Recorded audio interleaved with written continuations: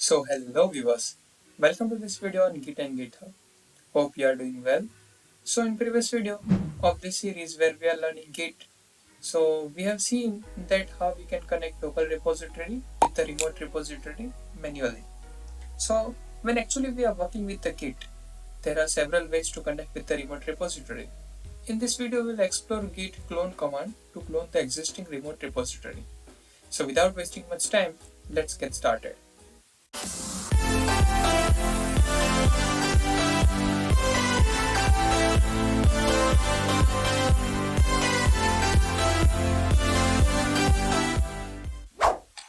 So let's say you are starting to work with the Git, right? You are using Git with your projects and you are doing version control of your projects. Now there are several ways to work with the remote repository. One of such ways is to create a local repository. Then to set up what you can say your project, then create remote repository and connect your local repository with the remote repository. And after that, you can set upstream branches and start pushing and pulling. And that is exactly what we have seen and learned so far. Now let's consider another case where you already have remote repository. There are several cases in which you may have remote repository already in your GitHub account and you want to make a copy of it in your local machines. For that, you don't need to follow the steps that we have seen till so far. What I mean by that is you don't need to use git init, then you don't need to use what you can say set remote URL, and also you don't need to set up upstream tracking. So you get rid of all those commands that you may have used till now. Rather, you can just use one command, which is git clone, followed by the URL of what you can say your remote repository that you want to clone. And remember that this command will create a new directory, and what you can say it will clone the entire repository also. It will create remote tracking branches for each of the branches in your cloned repository. Then after, it will check out to what you can say very active branch of this repository. So after this just one command, you will be able to use git push and git pull and start pushing and pulling. So it saves all your time and efforts that you may need, but you need to know these commands, right? Because it will be useful what you can say to you anytime, right? Knowing all that command is not bad, right? But this git clone command is very what you can say handy when you already have your remote repository in your GitHub account. By just knowing those commands, you can add what you can say speed to your debugging skills that requires to solve any Git error that you might face in your lifetime.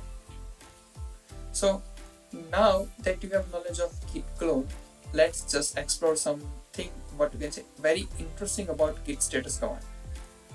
So we have already seen git status command, right? But see, git status is very useful command in Git. It will show what you can say current status of a remote repository, or not only remote repository. It will what you can say basically show the current status of the remote repository and local repository both. Not only that, there is a lots of information that you might see when you enter a git status command. Typically, the interpretation of your git status command is very important. So if we just talk about it, it will basically show the information about, let's say first is what files are dragged and what are not. And when I say this, there are several file tabs that will be printed while entering git status command. Like let's say undragged files, sometimes pointed by U. Let's say renamed files, modified files, sometimes it is pointed by capital M. Deleted files, stashed files, etc. For more of them, what you can say types, you can get the meaning. Like modified files means there is a modification in file which was there in the previous commit. Then untracked files means the files which was not there in the previous commit, and etc.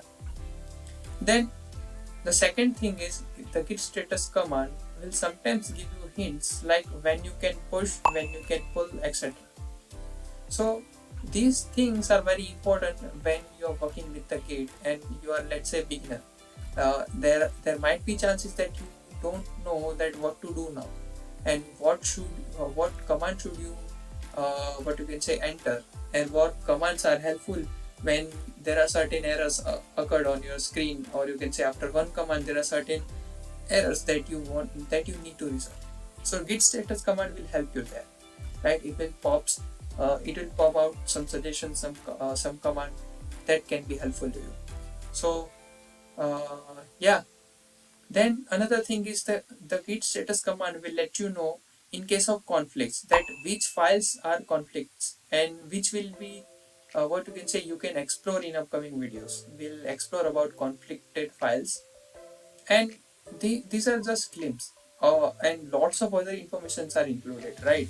So it's very important to note that it's such a useful command. I would suggest to check out docs files of the git status command, explore it, what you can say its documentation, and you will find lots of useful things.